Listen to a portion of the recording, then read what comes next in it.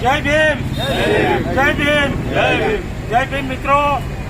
આજ રોજ અત્યારે તમે જોઈ રહ્યા છો કે અહીંયા મલાવ તળાવની અંદર નિસ્વાર્થ સેવા સંઘ દ્વારા, નિસ્વાર્થ સેવા ગ્રુપ દ્વારા અહીંયા એક વિશાળ મિટિંગનું આયોજન કરવામાં આવ્યું. તેમાં અહીંયા મિત્રો ભેગા થયા છે.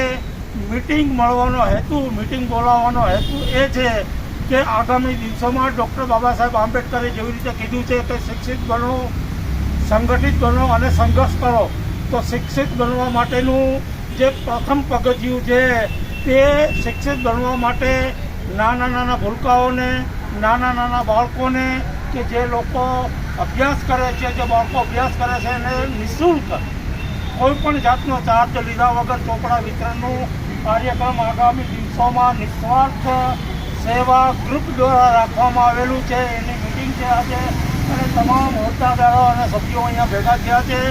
ખૂબ જ સરાહનીય કામ છે.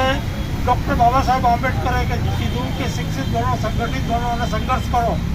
મારો જે ક્રાંતિ રથ છે એ ક્રાંતિ રથને તમે આગળ ને આગળ લઈ જાઓ. આગળ ના લઈ જાઓ તો કાંઈને નચાર, પાછળ તો ના જ હટાવજો. પણ અમે નિશ્ચય કર્યો છે કે આ ક્રાંતિ રથને આગળ લઈ જવાનું અને પહેલું પગથિયું છે અને એમાં જરૂર અમે સક્સેસ થઈશું. જય ભીમ, જય ભીમ.